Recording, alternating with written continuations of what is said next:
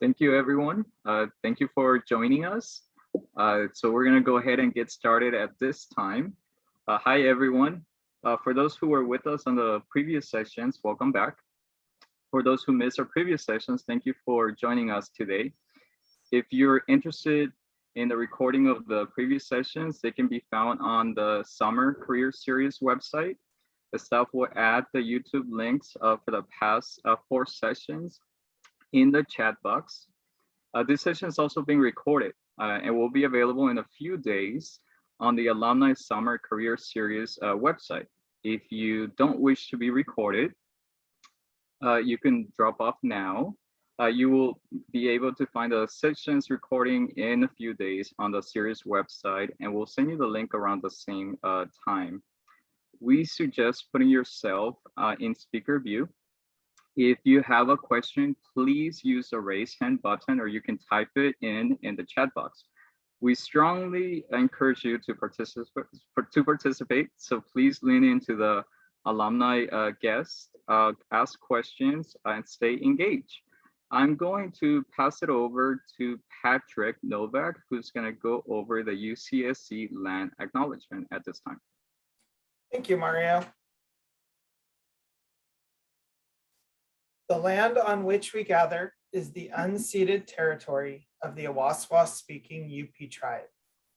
The Amamutsan tribal band comprised the descendants of indigenous people taken to Mission Santa Cruz and San Juan Bautista during Spanish colonization of the Central Coast, is today working hard to restore traditional stewardship practices on these lands and heal them from historical trauma. All right, thank you so much, Patrick. The 2021 Alumni Summer Career Series consists of 6 panel discussions. Though the sessions build off of each other, they can be utilized as standalone sessions. Those who attend the whole series will travel through the career process from developing a strategy to the I have a job, now what stage. With each session, we hope you will find tips and strategies that prepare you and launch your career search or begin a new career, all while providing you opportunities to network and receive support from your fellow banana slugs. Today, we will discover the best ways to use your first paycheck and prepare you for your future. We hope this session will help you whether you're new to the world of finance or looking to spruce up your financial literacy skills. I'm going to go ahead and just at this time introduce myself. My name is Mario Enrique Galdames. I attended UC Santa Cruz from 2002 to 2006.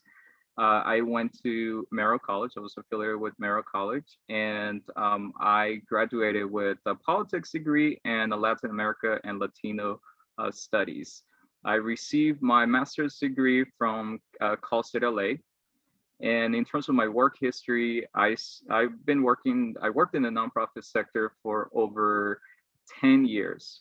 I was the chief operating officer for a nonprofit organization here in Los Angeles, maximizing the quality of life for individuals with disabilities. I have also served as a board member and member of the advisory board at the Asian Pacific Islanders with Disabilities of California organization, APIDC.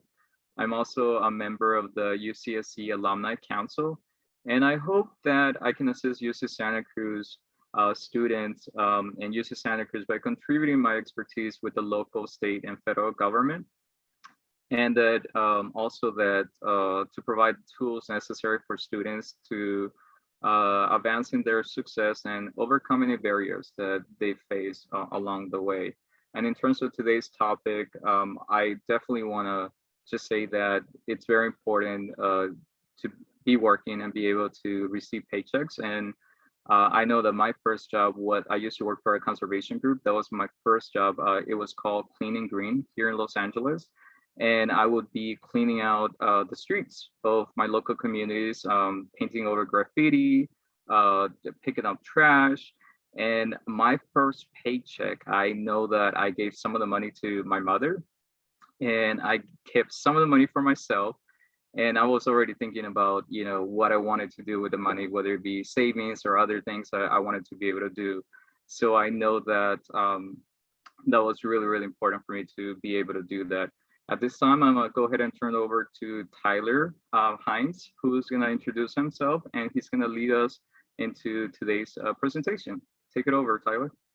Awesome. Thank you, Mario. Hello, everybody, virtually. I can only see myself, but I assume you all have faces. So thank you so much for coming.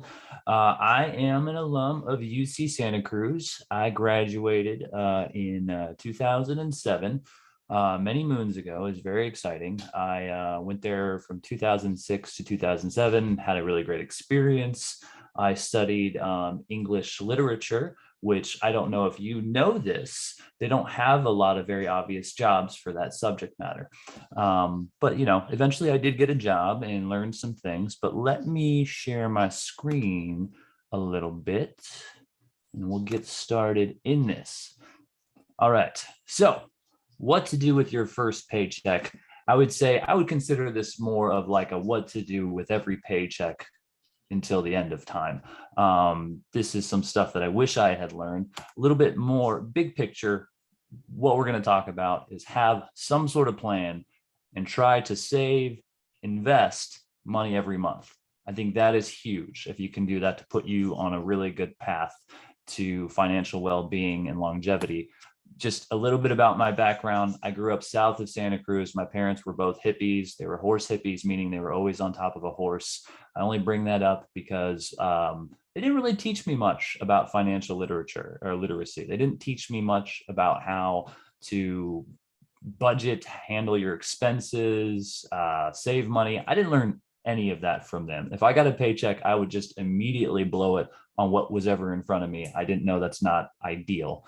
I ended up going to law school because, like I said, I had an English literature degree and I didn't want to teach because I was fearful of junior hires and I didn't want to do that. So I did law school. Initially, I was a consumer protection attorney, which meant I represented people who had been the victims of wrongful harassment or some sort of fraudulent activity. I was mostly working with people who had been the victims of credit card fraud or debt collection actions and stuff like that. I found out I wasn't a litigator. I hated going to trial. So I eventually transitioned into estate planning.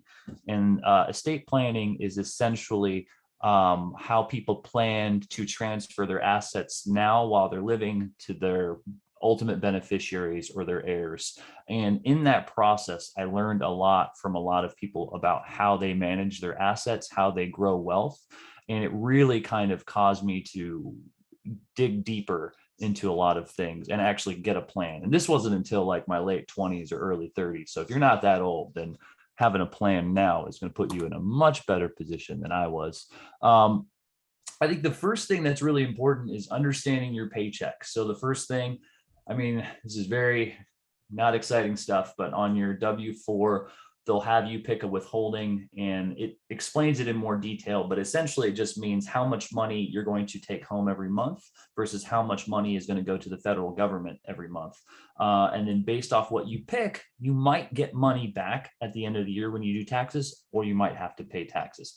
I'm not going to get into this so much. Everybody's going to be kind of different for what they want, but I think most of you will probably want to withhold more and get money back. That's what I did when I was younger. In terms of how much money you're going to make every month, you won't know officially what that's going to look like until you get your first paycheck to see how much money you lose in taxes and what your net gain is. So what I think is before you have your first paycheck, I think assuming that whatever you're being paid, imagine that you're only going to get about 70% of that and then a plan accordingly. And then after that first month, you'll see how much you're getting paid. And then you can do a better budget, something like that. The other thing is you want to understand your living expenses. So I always like to differentiate this in between two sorts. There's fixed expenses, which is a month-to-month thing that you pay. It's the same amount every month. You know it's coming, you plan for it. And that's like your rent, car payments, insurance, utilities. If you're a frequenter of Build-A-Bear or whatever, and you want that every month, that's good. Put that in there.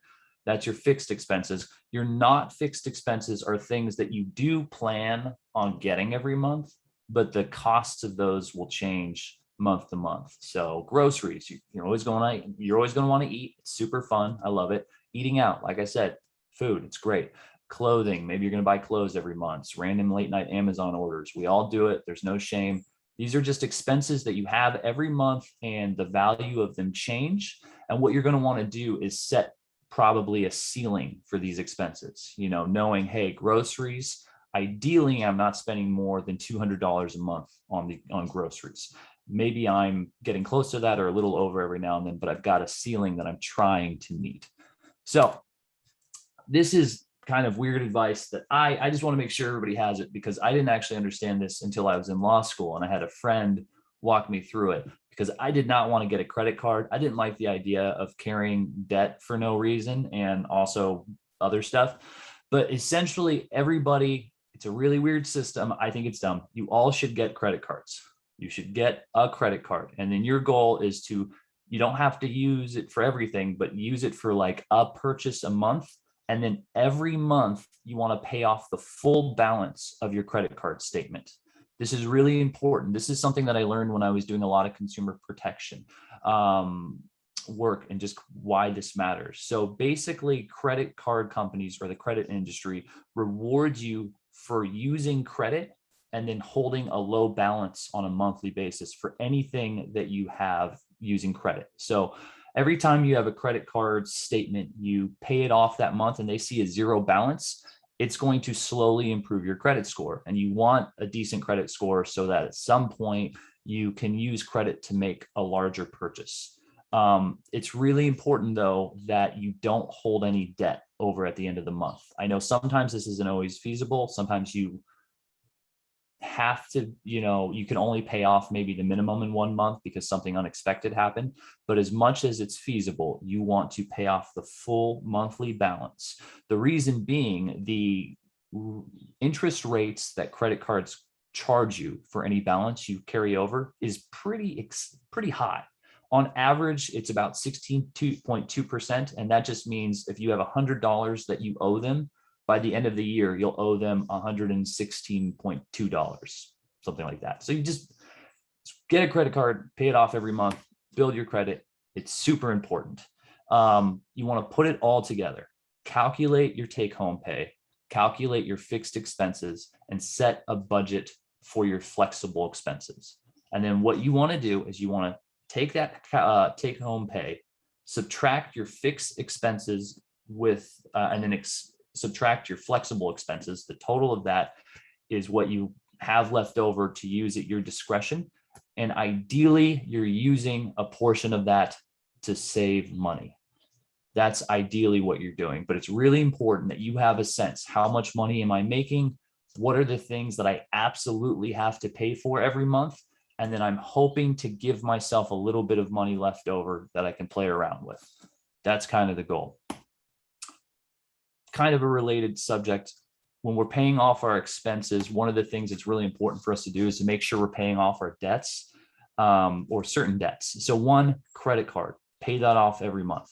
Use it once, use it twice, and then whatever you have on that balance, pay it off each month, build your credit. It's going to be huge for you. Pay your other debts. If you have a car, if you bought a house, if you owe something to the mob, pay those debts off. All of those debts, you want to pay as much as you can to just kind of tackle them. The one thing that there's a lot of different opinions on is what you should do about your student debts. So some people suggest that you want to pay those off as fast as possible. I don't think that's necessarily the best strategy, because I know for a lot of people that means taking all the money that you would have carried over that you didn't apply to any of your expenses and then putting it all in your student loans. I think there's issues with this in terms of it's not allowing you to build wealth and it's not allowing you to save, which it's very important to pay your student loans back, but you also need to be accruing other things. And I'll get more into that later. But there are some strategies that you could utilize for your student loans. So first, what I'd recommend is if you know you're going to work in a nonprofit field or a government field, you can do something called the Public Interest Student Loan Forgiveness Program. And basically what that says is if you're working in those fields for 10 straight years, and during that time you pay at least the minimum of what is owed towards your student loans, they will forgive whatever is remaining. And it's a great program. Highly recommend it. If you know you're going to do this, I would recommend paying the minimum payments on your student loans, because eventually after 10 years, they're going to be completely forgiven. And that way you can save more money to apply to other things. That's one strategy if you know you're working in those fields. At some point, you might not be able to do it right away, but as you build your credit, you can refinance your student loan debts and get a different interest rate payment. So basically, like everything else, if I have, let's say, $10,000 in student debt, right? The government's rate right now of interest is a 7% rate, which means every year, 7% of whatever I owe will be added to the total that I owe. So $10,000 turns into, oh my gosh, I should have picked an easier number. What's 7% of $10,000? I think it's 700. I don't know. We'll say $1,000, 7% of it. Frick, I can't even do that. All right, anyways, but that 7% value, whatever I owed, is added to the total of what I owe. And then each year, 7% is added and added. And it's not, 7% is a pretty high rate. So if at some point you can refinance your debt through with a private company, you can change your interest rate to 2 to 5%, which is huge. So that's one way you can think about your student loans. If you don't do any of this stuff, I think you should at least pay your minimum payment of your student loan every month. If you're worried that your student loan will be way more than what you make, the government has a program called, I forget exactly what it's called, but it is a income-based repayment plan. And it's for every person that has a government loan, which most of you probably do. Your income dictates how much you pay in debt for student purposes every month, and it can't be more than 15% of what the total take-home pay is that you have each month. So it's a great program because it makes sure that your loan payments are manageable. I definitely recommend that. But I don't think you should be paying all of your money towards your loan, because I think it's really important that you start saving money, even if it's just a little bit every month. It's important. I think if you can, 20% or more of your paycheck, if you're willing to do it, it requires a lot of discipline. If you can put that into savings, I think you're putting yourself in a really good position for the long haul. If you can't do 20% or more, just any amount. If you've got some amount and you're trying to save a little bit every month, that's huge. This is essentially what you'll use for future big purposes or emergencies, or a lot of people in generation, I forget, millennials and was it Generation Z after us, tend to experiment with employment in a lot of different ways. If you have savings, then if you ever lose your job, or if you decide, hey, I want to quit my job and try to get into a new field or avenue, you'll have money to cushion you and make sure that you're okay. Ideally, you want to save money and you want to leave it alone so it continues to grow. What I recommend is that you take half of your savings and put it into a traditional savings account that's cash, and the other half you want to invest. I know that's a weird term. Not everybody knows about it. I had to read a lot of books and learn from a lot of people way smarter than me what the best strategies are. This golden retriever has a great strategy, but I don't think it works for everybody. It's intimidating, but it's really important because it's how people build wealth.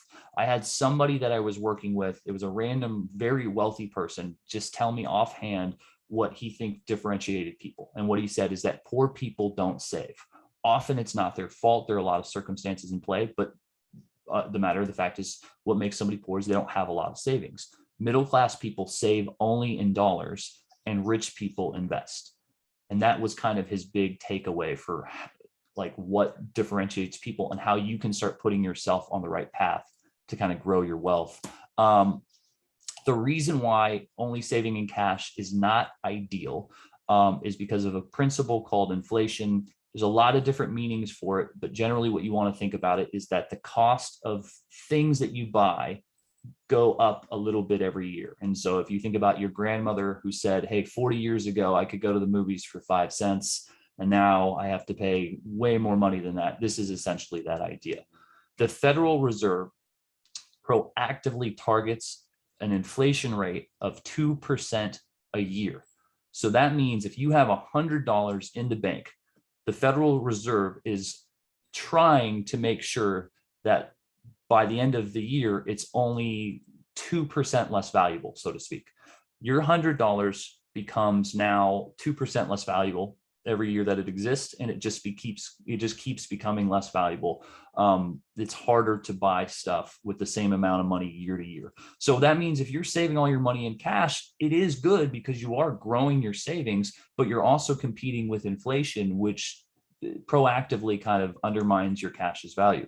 So get yourself some assets. I know that's an intimidating idea. There are very affordable ways to get into the market, but to give you an example of how assets grow in comparison to cash, stocks annual average growth year to year, and I realize I misspelled it. There's no W, so that looks like growth. That is not a word. The word should be growth, GROWTH. But stocks have an average annual growth rate of 10% per year. That means if you park money in stocks and just leave it there, on average, it'll be 10% more valuable it was than the year before, which beats inflation. Bitcoin right now, that's another thing that I consider to be an asset. It's got a 200% annual growth rate. Granted, it's a new asset. It's only been around for 13, 12 years. It's got a different growth rate because of that. I do think it's something that on the whole beats inflation and has been good for people that have bought it and just parked their wealth in it. Then there's obviously home. That's a big asset that a lot of people buy. I think it's going to be hard for people to get a home you're probably not going to get it for a little while, especially if you live in California where nothing is affordable. I unfortunately can attest to that as well. But homes on average grow nationally about 3.5 to 4% a year in value. If you're in California, that's up to like well over 10%. But all I'm saying is that you want to put some of your money in these vehicles because these vehicles grow. And no matter what's kind of happening with your cash savings, you're putting yourself in a position to grow your wealth and do a lot with it. You don't need to make any large purchases in either stocks or cryptos, which is what I focus on. You just want to do something called dollar cost averaging. And what that means is every month, let's say you have $100 that you're willing to put into stocks or cryptos. You take that $100, you put it into those two investments, regardless of the price. So you're not trying to time the market. And on the whole, you usually beat the market. So it's just a small monthly contribution to one of these two things. I really highly recommend it. It's a great way to get started. It's a less risky way to get started. If you're not sure, if you don't want to do the research on what stocks to buy, there is something that you could look up called an ETF, and specifically the SPY ETF I listed here. What that does is it takes whatever 500 companies are the most valuable in the US. It buys a little bit of their stock and puts it in this fund. And as those companies grow, the fund grows. It's the most conservative and the safest stock that many investors consider getting. There are some Vanguard ETFs that are okay too. And there's a list of them on the internet if you look for it. But if you're not sure what to do, if once a month or once every other month you buy this stock, you're essentially buying the whole market and you're putting yourself in a good position to grow.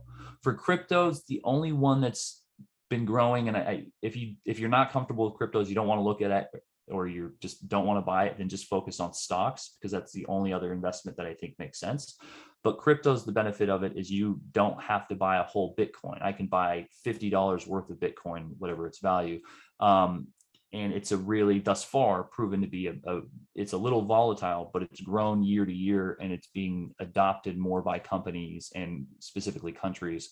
So it seems to be staying. So I think it's another good investment vehicle.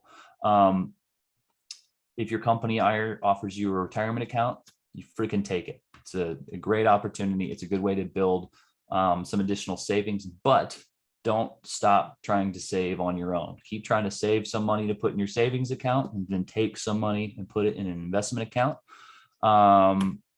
Closing thoughts on all of this: try to save money. I know it's hard. I know it's intimidating, but if you get started early and you just put a little bit towards your savings and investments now, it will pay off in the long haul. It will make everything that you hold on to a lot more valuable, and it will make you feel a lot more secure. I should say although I am encouraging you all to save. It's your money, it's your job, freaking nice work. You do got to enjoy it. So you do got to buy some dumb things every now and then. It's super worth it. I understand it. Try to save, but treat yourself every now and then. Here's a picture of a dumb thing that I bought this year. His name's Chowder. He's about 100 pounds and he's not housebroken. So he still has accidents all the time in the house, and it's a lot. It looks like somebody melted a witch. But otherwise, also he's cute. I don't want to leave him. Oh, so cute, Chowder. I love you, buddy. And that's it. I don't know if anybody has any questions or anything. I know I kind of rambled on and threw out a lot of info, but hopefully I can parse it down a little bit, and I will stop sharing.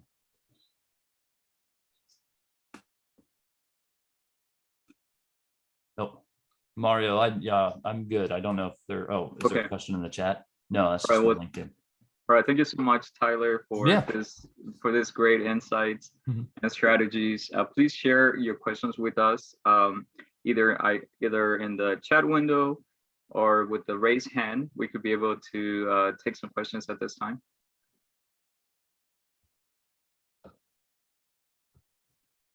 Two hands. Yeah, and if somebody needs me to go back and explain something again, I can, or try to. Oh, I see a question. How do I get started investing in crypto? I can type in a couple platforms here. The easiest platform I think to use is called Coinbase. You might have heard it. That one. It's really easy to kind of use. You just link it to a bank account, and then you can go in there and you can purchase like $1, however many dollars worth of a crypto that you want. Again, I think the most secure one would be a Bitcoin. I mean, it's just the one that's been mostly adopted, and it seems to be growing in terms of who's adopting it. But you can look into the other ones and research and see if they're viable. A good book I read on this year was called How to Invest in Cryptocurrency Assets, and it can give you a lot of insight in terms of how to value something. But if you don't want to do all that, then Bitcoin's a safe bet. In terms of investing, again, those big funds, those are the best ones to do because they cover a lot of the market. But yeah, I would definitely suggest that. A Roth IRA is a great saving strategy, and it's not open to everybody. But what I say from a tax perspective is this: you have a traditional retirement account and you have a Roth IRA account. And so the traditional retirement account, you're not taxed now when you put money into it. You're taxed when you're older, when you take that money out. With a Roth IRA, you're taxed now when you put money into it, but you're not taxed later.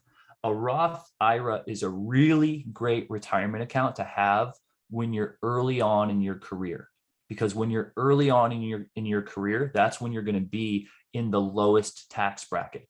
So that means all the money you're putting into that Roth now will be taxed at the lowest tax rate you'll ever experience. And then when you get older, you take it out tax-free when you're very likely to be in a different tax bracket. So that's always one thing to consider. So I think if you have an opportunity to do a Roth right now, do it. And then once you start kind of increasing the amount of money you're making, which usually happens with experience and time, you might want to stop putting money in the Roths and only put them in the traditional retirement account. But it really just depends on where you are. But sorry, to answer your question, a Roth is a great thing to get.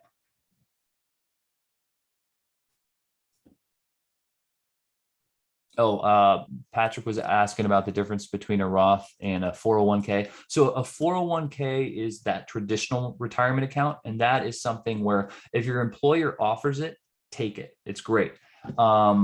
If they make you choose between a Roth and a traditional, I say early on, always take the Roth. And then as you get older and as you make more money, convert to the traditional. If that's my advice. You'll probably have multiple jobs. So your first job, if they make you choose between a Roth, and I don't know if places offer Roths. I actually don't know. But the traditional 401k is the one that doesn't tax you when you put it in. It taxes you when you're older and you take it out. And the Roth taxes you now, but when you're older, you're not taxed on it. So again, early in the career, Roths are great, and then go to the traditional 401ks or retirement accounts. If your employer is giving you no choice, take the traditional 401k now. It's great to have something. So that's what I'd suggest. And then, so is 20% of your paycheck the ideal percentage to save monthly, or should it be higher or lower? So 20% is just a figure that I picked out for myself and what I've been trying to do since I've been savings, because I find that to be the most feasible, that I can save about 20% of my paycheck a month. On those months where I'm not doing anything silly like buying a Great Dane or lots of ice cream for no reason, I'm able to save a lot more money, and that's huge. So that really means a lot to me, but like it's going to be different for everybody else. Your current job or where you live might not allow you to hit that 20% threshold, and so you can only do 10% or less. That's totally fine. You might have a really awesome job or really low cost of living. I moved back in with my parents after law school. It's super exciting. But that kept my living costs down so I could save more money. So it's just a number that I liked, but your number might be different. I think 20% is pretty good. Yeah. Oh, stock investment platforms. Yeah, let me type in some here. Okay, so she is asking, or Tasia, who's asking? Please suggest some stock investing platforms. Would love to get started on the SPY. So here's Robinhood and Ally Invest. Those are some free stock trading platforms. So you can go in there, and then you're only going to put in the cost that it takes to buy the stock. And so again, the SPY fund right now, I should say this, it is currently valued at $450. So that means you need $450 to buy that one stock right now. If you can't afford it this month, then I would say just put more money in your savings, and then at some point take money out of your savings and buy the SPY the next month. But it's a great stock. It's a consistently growing one. The one thing about stocks and cryptos is you don't want to become, I don't think you want to become a day trader where you're constantly checking and thinking about buying and selling. Ideally, what you do is you buy it and you just leave it there for 5 to 10 years. And overall, it's going to have grown. And so you're not scared about the dips in the market, oh, the market's dipped, I'm scared. No, I'm just leaving it there. I think it'll eventually come back up, and then I'll be okay. Historically, that's what happened. Every huge market crash eventually corrected to reach the levels it was at before the crash and continue to grow. So 2008 financial crisis, huge crash. Within 3 years, the market was where it was at the time of the crash, and now it's significantly ahead of it. There might be another crash, but the other thing too is whenever the market crashes, this is a Warren Buffett piece of advice. That's the best time to buy any stocks, because you don't think of it as, oh no, I'm losing money. Thinking of it as, oh no, I can buy things at a cheaper value, and I believe long term they're going to be more valuable. So anyways, Robinhood, Ally Invest. If you can't afford an SPY stock now, like I said, if you go to the list of Vanguard ETFs, the Vanguard ETF essentially takes a whole market of stocks, the most valuable stocks in that market, and compiles it all into one stock for you to buy. So it'll be something like a tech company market. All the best tech companies will be in this fund. And that way you have kind of access to all of them, and you don't have to think about which specific company you're trying to buy. They've got a lot of different options. So do that. That's a great one. Yeah. Any other, let's see. So the question was, would it be a good idea to invest with Amazon stocks? Amazon stocks. So again, I don't want to give too many trading advices. I think getting access, it's tough, because if you buy one individual stock, that could go way higher than 10%, but it could also go way lower. Whereas if you're buying the SPY, you're essentially buying the whole market. And the benefit of that is you're kind of spreading out the losses and the gains throughout a bunch of companies. So if Amazon drops, but Facebook and Tesla both go up, the overall value of that fund wouldn't reflect Amazon's drop. So Amazon, it's the problem with Amazon, I think, is that right now the valuation is huge. You have to have like $1,700 to buy one Amazon share, which is crazy. I think long term it could still probably go up, but I think it's a safe, if you don't want to dig into how to invest in stocks, the SPY fund, buying that once a month, buying that every couple months, it's a really good strategy to grow your wealth. So Tyler, I wanted to ask you, one of the questions that comes up when individuals are working and their employer offers a 401k is that they have to be able, and if the employer offers a match, depending on the match percentage or, in terms of contributions that are going to be going towards that 401k, individuals at times have to be able to choose, do I set aside 3%, 4%, 5%? What do you say to individuals when they're trying to make a decision what percentage is going to be contributed on a monthly basis to a 401k?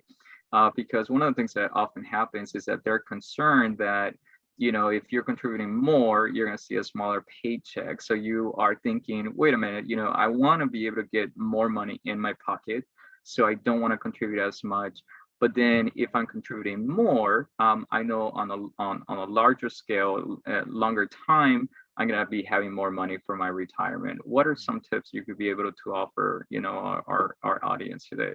Yeah, and it's a great question, and it is quite the thinker. My rule of thumb is, if you've got the expenses and you can afford to do it, is to take as high a percentage as they offer, especially if they offer a match. Because if they offer a match, that's essentially free money. They're saying, hey, every dollar that you contribute will match that dollar and put it in there. A match is huge. You take the match, and I think you try to take as high of a percentage as possible, because essentially what you're doing is that's your long-term savings, your 401k. You can't actually access that money until you're 70. Everybody here, you got a really good shot of making it to 70. We just got to, not eat any more cinnamon rolls. That's me specifically. But you can't touch it till you're 70. But if you put it in there now, it's going to grow pretty well within that vehicle. And by the time you're there, you're going to have likely a decent chunk of change. So I think I'm always of the opinion that if you can still save money outside of this, if you can cover all your expenses, and maybe you're not trying to make a large purchase at that time, then I think you should get the highest percentage possible, because that means you're putting the highest percentage in savings, essentially, but also saving on the side of that. Yeah. Does that kind of make sense? That makes sense. Yes. And I know that this is great feedback for individuals when they're working and the employer offers that 401k, because that's very, very important to make that decision as what percentage is going to be contributed. Yeah, absolutely. It's always tough, but I'm always a big fan of max it out. That's my philosophy. I don't know if it is. Oh, and I saw somebody asking about the PowerPoint. If you reach out to me on LinkedIn and you send me a message, I'll send it to you personally. I don't think I'm going to make it broadly available, because I reveal personal information about my parents. I call them horse hippies, and I don't know if they need to see that right now. They could at some point, but yeah. Oh, thank you, Maya. I appreciate it. And I think Tyler, there's a question from Patrick. If my company offers a backdoor Roth, should we go with it, even if I have a Roth IRA? If so, should I still contribute to my Roth IRA? Mm-hmm. Again, the Roth, whether or not to take the Roth, I think is always based off where you think. It's tough because you don't know your income level with relation to your whole life. How can I know for sure this is the most money that I'm going to make, or the least amount of money I'm going to make? But if you suspect that you're going to make less money in retirement, meaning your retirement accounts, your pensions, everything that's going to pay for your life through retirement, which is all those assets that you've collected. If you think you're going to make less money in retirement, then you want to use the Roth. You want to use just the traditional, and you don't necessarily want to use the Roth. So again, it's a tough calculation. Should you still contribute? If you do take it, should you contribute to your personal Roth? I think I don't know. I think personally one retirement account is enough. I know a lot of people that have multiple retirement accounts and they're contributing to it. The one issue I have with this, and again, this is my personal philosophy, not everyone would agree with this, is that if you're taking all your savings and putting in only to retirement accounts, you can't touch those assets until you're in your 60s at best, in your 70s most likely. You're not allowed to, essentially. And so the reason why I like having savings on my own and investment accounts and cryptocurrencies or all this stuff is that I have money that if I need it now, I can utilize it and not get penalized for utilizing it. So if I touch my retirement account now, I will be not only possibly taxed on it, I'll get a 10% penalty levied to the amount of money that I'm taking out because I'm taking it out too early. So if I think I need more flexible things, then I'm just not going to have access to it. So I think contributing to one retirement account at a time makes the most sense. Granted, when I say one, I mean you personally. Your spouse should also be contributing to theirs. I think maybe contributing to two is okay, but I think if you've got all these retirement accounts all over the place, then what money can you use now if you need it? Again, talk to your financial advisor or financial professionals, get their specific advice for your specific situation.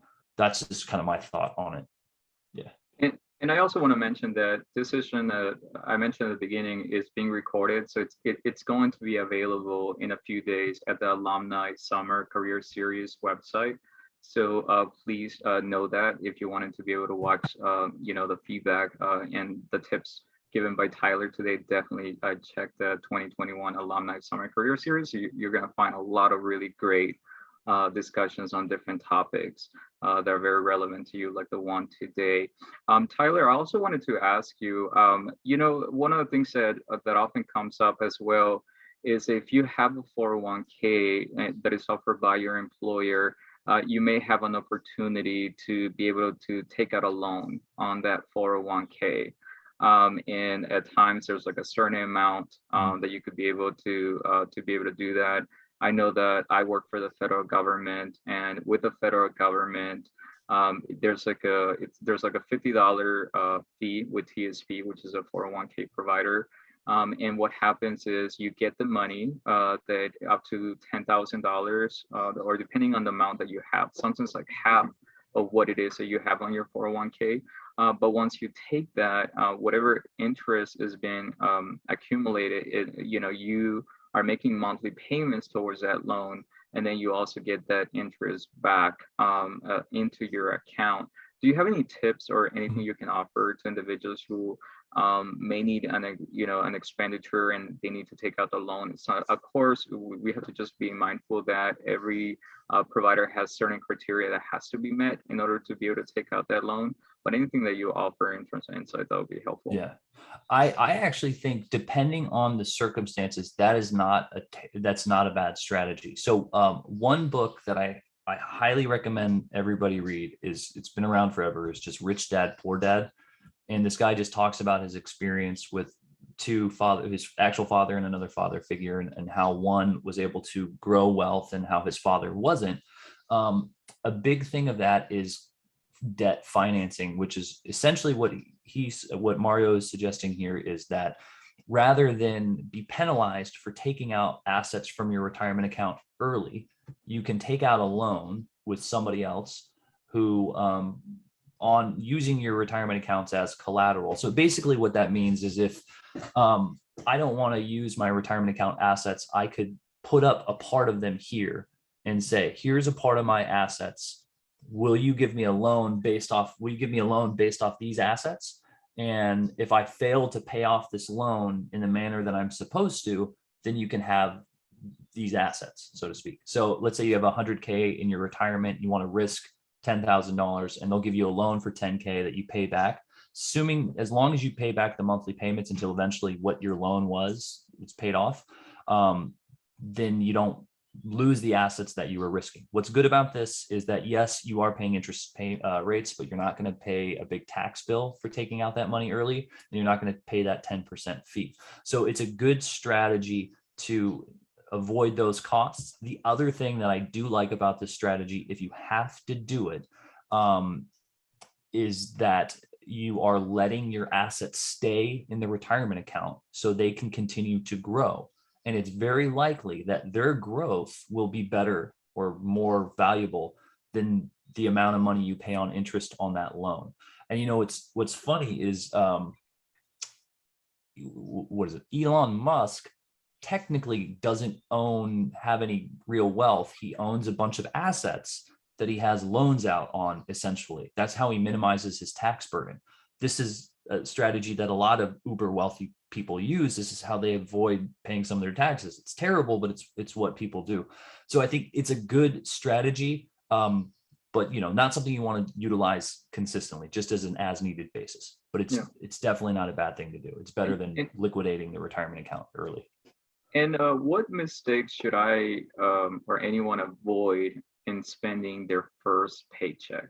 Yeah, it's spending it all. It's tough. You treat yourself. There are going to be times where you take all your paycheck and you put it into a trip. You go to Paris or something. That's fine. It's going to happen, and that's you gotta have fun.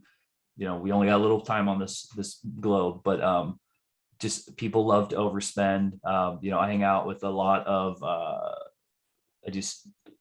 of people who spend way too much money on dumb stuff. My parents are a really good example of that. And I'm really concerned for them, because I think I'm going to have to I might have to financially take care of them because they spend all their money. And a lot of people do that. And the issue there is it's just not a really good long-term plan. And I think you might be young right now and thinking, hey, I've got plenty of time. You absolutely do, but you never know what's going to happen to you. You never know what's going to happen to you in your life. And you also never know how valuable some of those assets are. Speaking of something like Bitcoin, I first heard about it in 2010. I thought it was stupid, but then if I bought it in 2010, I'd have a way better hat right now. It'd be so valuable.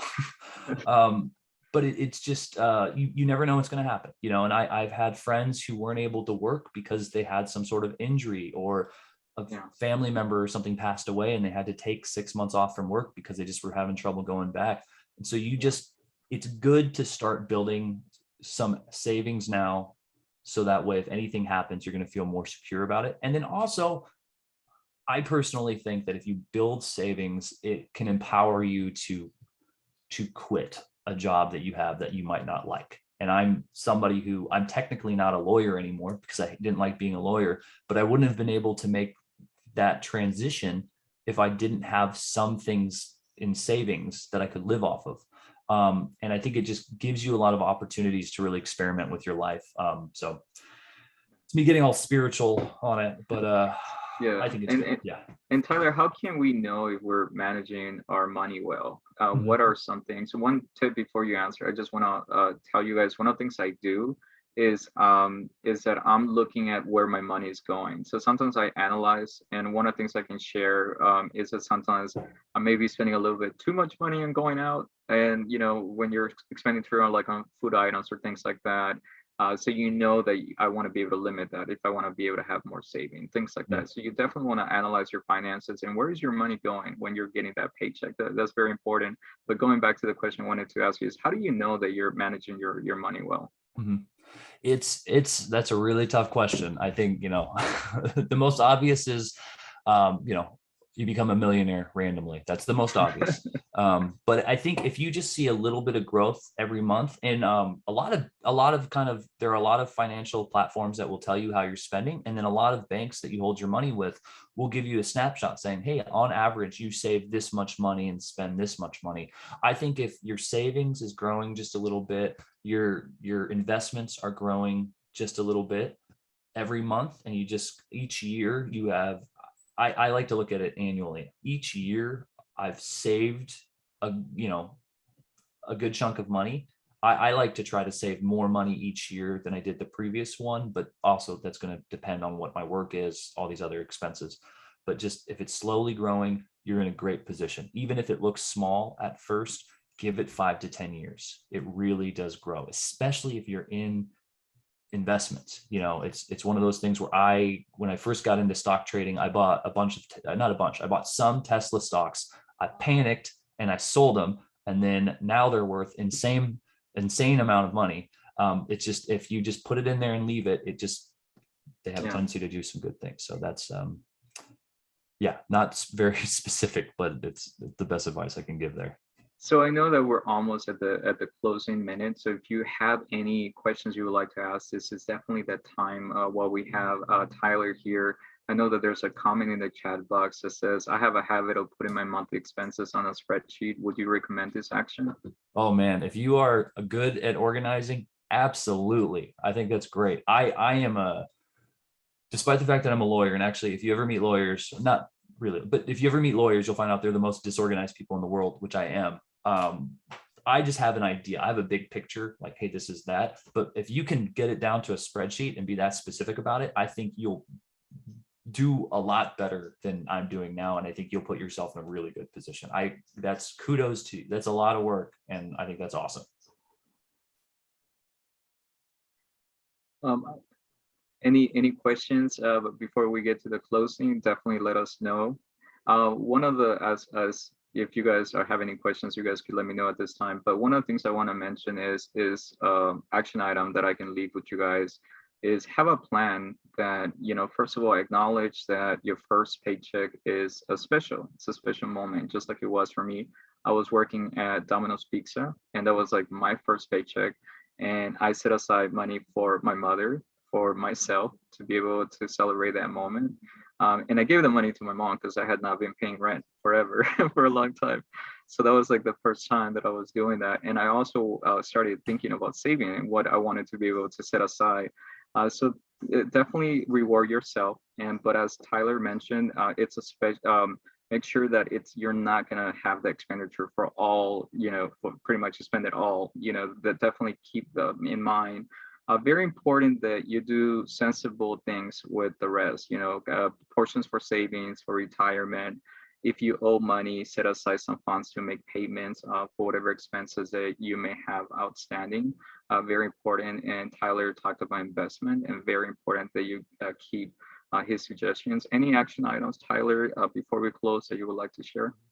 Yeah, no, and I just absolutely echo what Mario said. I think that's really good advice. It's really solid advice. I wish I got that when I was graduating college. My big picture things is, you know, have an idea of have an idea of your expenses, have a goal for what you want to do every month, and just try every month to save. If one month you have a bad month or a couple months you have a bad month, it's okay. You know, self-forgiveness, it's all right. You're totally fine. Just keep kind of working at it. Again, you know, the one book I do recommend, I think it's a quick read. It's been around forever. Rich Dad, Poor Dad. It's got some great ideas. If you want to get more involved in investing with regards to stocks or cryptocurrencies or just learn more about investing generally, message me on LinkedIn. I can give you some more specific reads if you're willing to read a little bit on what to do in those fields. But again, you know, I think the best way to look at your monthly income is don't have a small time frame of that month and how to use the money. Think about long term. Hey, where do I want to be long term? Where do I want to be 5-10 years from now? How can I make sure that I'm more secure year to year? That's the best way to think about it. And so, and again, and how do we make that money grow? We put some of it in some investments, and there are affordable options to just, you know, start doing it now. It goes small and then just slowly gets better. So I'll give it one more minute and see if there's any remaining questions before we close for today.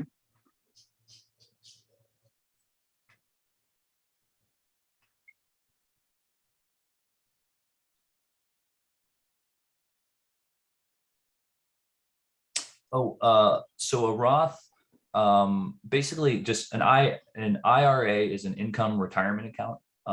And all IRAs or all IRAs are a form of savings in which you make a contribution of money now. That money is invested by somebody else for you, but you're not allowed to touch that money until you're 70. And so it's a way of building your savings for later. A Roth retirement account is one that some employers offer. Sometimes you have to set it up yourself through a financial third party. But it's essentially, when you make a contribution now, you're taxed on how much money you put into it now. And then when you're 70, you're not taxed at all at the money that you pull out. So that's how it's different from a traditional IRA. Well, thank you so much, Tyler. So now we're going to go ahead and close it out. So we're at our end of time for today. Thank you so much for joining us. And a huge, huge thank you for our future speaker, Tyler Hines, for taking out time of his workday to share insights and tips on what to do with your first paycheck.